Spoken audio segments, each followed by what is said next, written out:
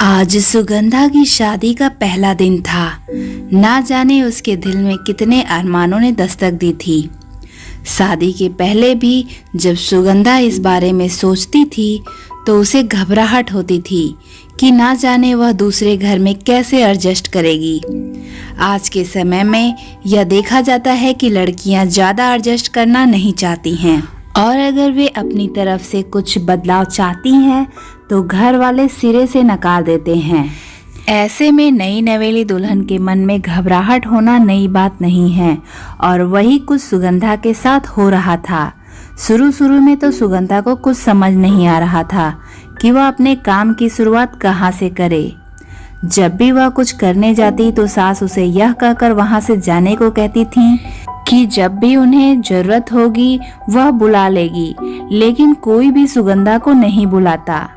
अब सुगंधा अपने कमरे में बैठे बैठे बोर होने लगी और वह सोचती है कि आज का खाना वह खुद ही बनाएगी। जब वह किचन में खाना बनाने जाती है तो उसकी ननद अजीब सा मुंह बनाकर कहती है, हमने तो सुना है कि तुम्हें खाना बनाना नहीं आता, फिर क्यों यहाँ आकर अपना समय बर्बाद कर रही हो।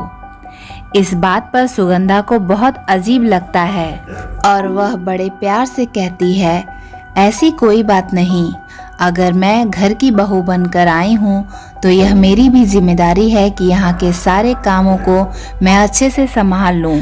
वैसे खाना तो उसने अच्छा ही बनाया था जैसा उसके मायके में बनता था, लेकिन उसके सास ससुर को खास पसंद नहीं आया और उन्होंने एक झटके में इसे बेस्वाद बता दिया। सुगंधा चुपचाप जाकर अपने कमरे में रोने लगती है और अपने पुराने दिनों को याद करती है, जब अपनी माँ के बनाए हुए खाने पर नखरे दिखाते हुए कहती थी कि माँ, आप मेरी सहेली पूर्वा की मम्मी जैसा अच्छा आलू का पराठा नहीं बना पाती, हर बार कोई न कोई कमी रह जाती है। आज उसे इस बात का एहसास हो रहा था कि ऐसा कहकर ना जाने कितनी बार उसने अपनी माँ का दिल तोड़ दिया था। इसके बाद सुगंधा ने कई बार कोशिश की, लेकिन हर बार अपनी कोशिश नाकाम ही लग रही थी।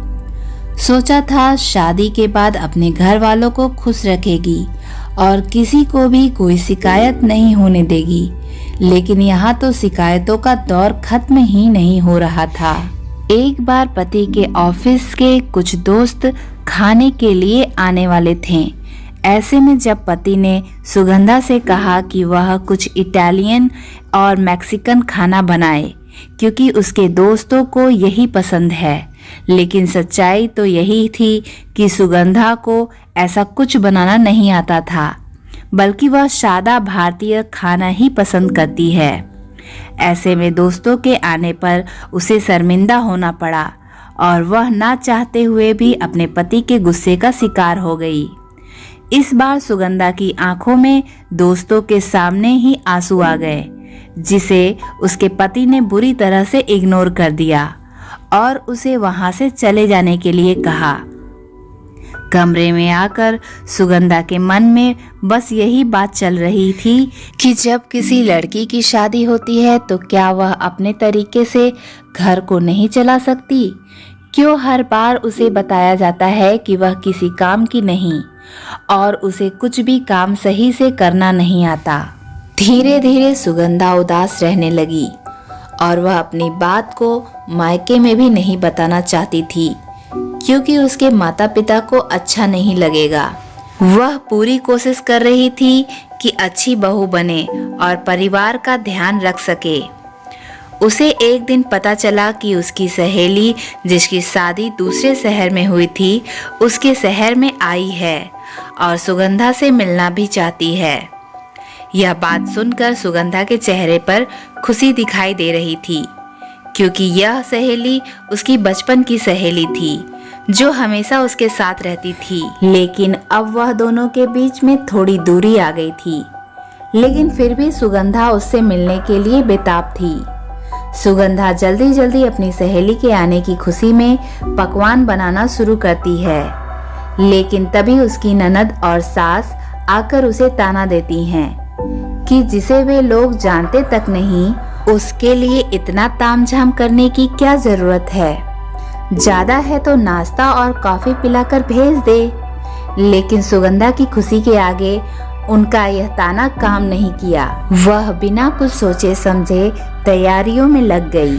शाम होते ही वह अपनी सहेली का इंतजार करने लगती है और जब सुगंधा की सहेली उसके घर आती है तब उसे देखकर सुगंधा एकदम आश्चर्यचकित हो जाती है, क्योंकि उसकी सहेली पहले जैसी नहीं थी।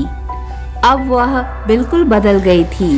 बचपन में उसकी सहेली ने कभी जींस नहीं पहना था और अब देखो टाइट जींस और खूबसूरत सी टॉप में वह बहुत प्यारी लग रही थी।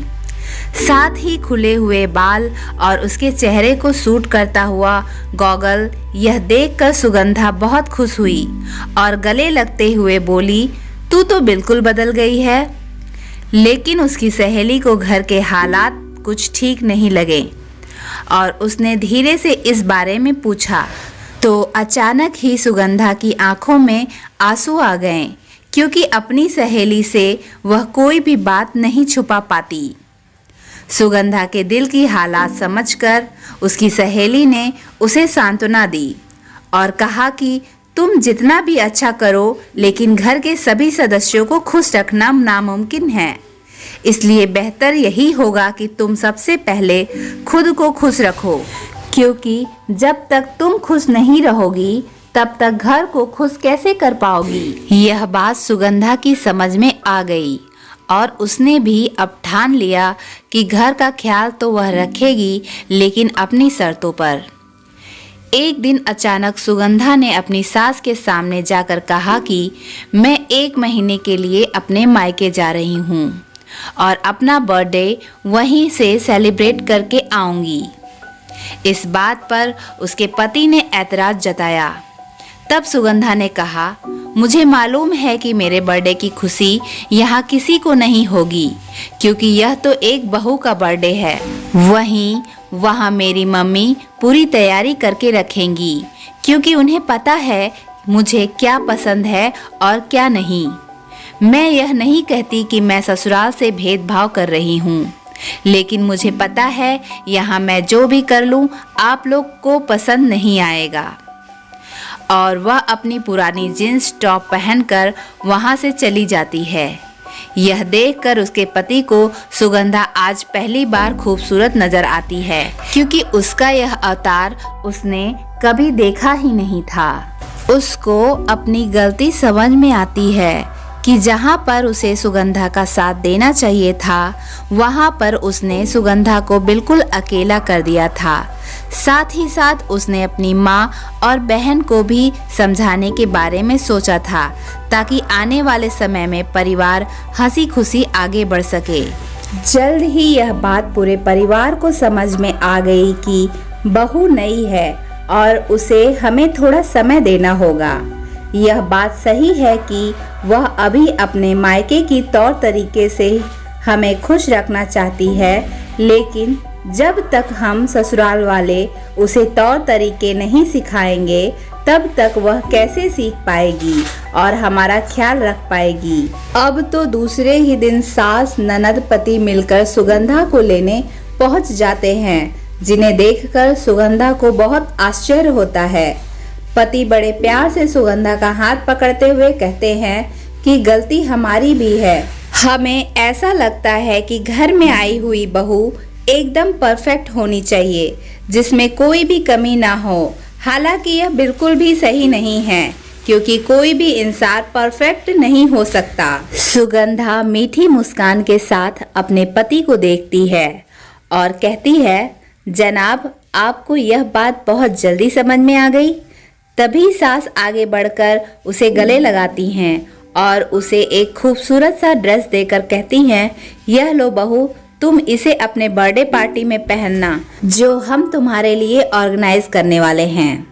सुगंधा को यह सब देखकर बहुत अच्छा लगा और उसकी आंखों में आंसू आ गए, लेकिन उसके मन में उठे सवालों को वहां बोलने से नहीं चूकी और उसने कहा जिस प्रकार बहू से उम्मीद की जाती है कि वह अपने नए घर को पूरे तौर तरीकों के साथ संभाले, उसी तरह ससुराल वालों की भी यह जिम्मेदारी होती है कि वह थोड़ा समय देकर उसका साथ दें और उसे प्यार दें।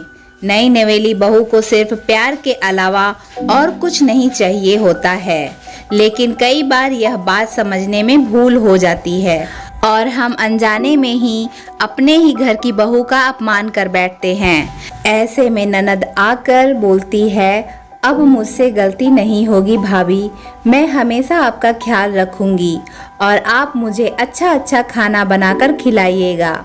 इसके बाद पूरे हॉल में हंसी गूंजने लगती है और अब सुगंधा अपने संतुष्ट मन से ससुराल की ओर रवाना हो जाती है, जिसे देखकर उसके माता पिता को खुशी मिलती है। तो दोस्तों, आज की ये कहानी आपको कैसी लगी मुझे कमेंट करके ज़रूर बताइएगा और चैनल को सब्सक्राइब कर लीजिए ताकि आगे आने वाले वीडियोस की नोटिफिकेशन आप तक पहुंच सके। धन्यवाद।